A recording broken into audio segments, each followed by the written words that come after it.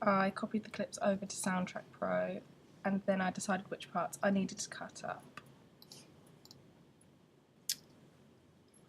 To do this, I used the blade tool to cut up different lines. I then done the same with other characters and arranged the clips into a conversation.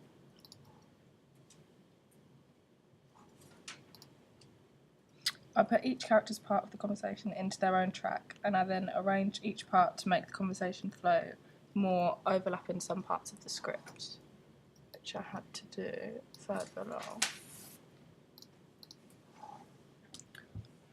I also added sound effects to add depth to the conversations, for example the phone ringing at the beginning and the door knock, which is a bit further into it. To make the phone call more realistic, I moved a part of the script to another track and added a phone call effect, which is on track 011.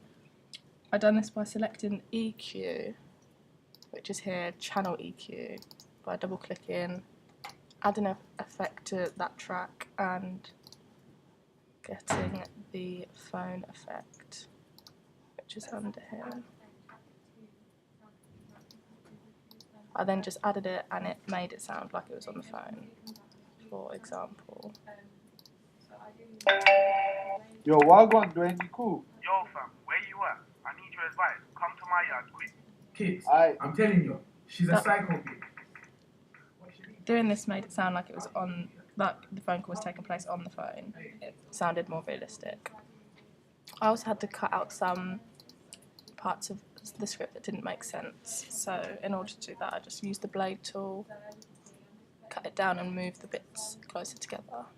You don't even care. She's just called me at Shanice's. I had to jock yard. Anyway, it's calm. You have to distract her tonight. I'm linking a new thing. I also had to change the volume on 2 different tracks because one was quieter than the other. So on track 1, which is Dwayne, he spoke quite loudly. And you don't even care. She's just called me at Shanice's. I had to jock yard. So I kept the volume at what it is originally set at. However, Mo's, I had to set it higher because he spoke quietly. Yo, Wagwan, Dwayne, you cool?